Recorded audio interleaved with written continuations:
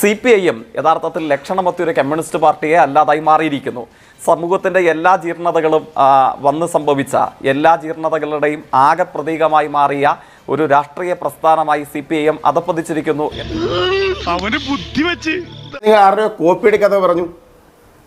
CPM പ്രതി പേര് വല്ലതും വെച്ച് പറഞ്ഞാലുണ്ടല്ലോ കേസ് നേരിടേണ്ടി വരും. യൂണിവേഴ്സിറ്റിയിൽ നിന്ന് കോപ്പി അടിച്ചതിന് ഡീവാർ ചെയ്യപ്പെട്ട ആളാണ് മൂവാറ്റുപുഴ MLA. അങ്ങോട്ട് കേസ് കൊടു കേട്ടോ.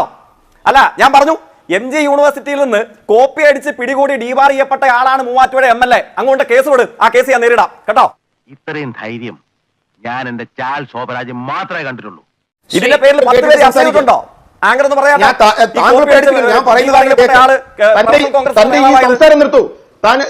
നിങ്ങൾ ഈ അനാവശ്യ സംസാരം ഞാൻ പറയുന്നത് പോലും കേൾക്കാതെ എന്തിനാ ബഹളം വെക്കുന്നത്?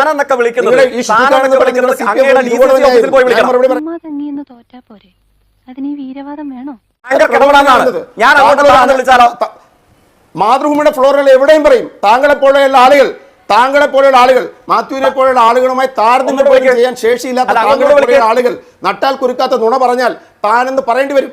സ്വന്തം ഇഷ്ടത്തിന് തട്ടിവിടുന്ന അതുകൊണ്ട് ആദ്യം ഞാൻ പറയുന്നൂടെ കേൾക്കാൻ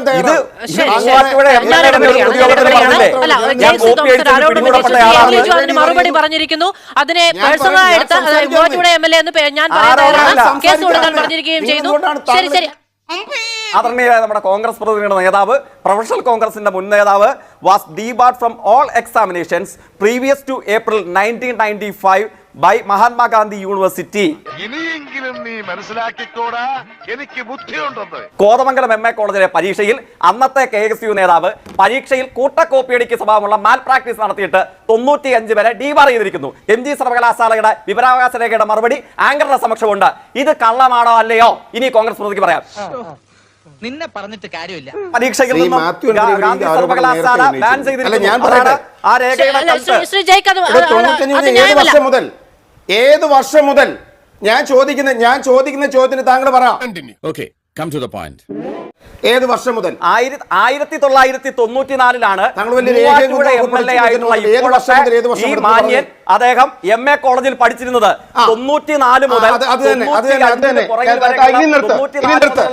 വേണ്ടാത്ത പണിക്ക് വല്ലതും പോയാൽ ഇടിച്ചതിന്റെ പരിപ്പളക്കം മനസ്സിലാവും. 94 മുതൽ ഒരു സെമസ്റ്ററിലേക്ക് ഒരു ചെറുപ്പക്കാരനെ കോപ്പിയടി മാത്രമല്ല ഒരു ക്വസ്റ്റ്യൻ പേപ്പറിന്റെ പുറത്ത് പോലും എഴുതിയാൽ ഡീബാർ ചെയ്യപ്പെടും. എന്നാൽ കോപ്പിയടിക്കാണെങ്കിൽ 2-3 വർഷം വരും. താങ്കളോട് ഇന്ന് പറഞ്ഞെത്ര 3 വർഷക്കാലത്തേക്ക് സർവകലാശാലയുടെ പടി പോലും ചവിട്ടാതെ ഒരു MLA ഡീബാർ ചെയ്തു. ഏത് കാലഘട്ടത്തിലാ?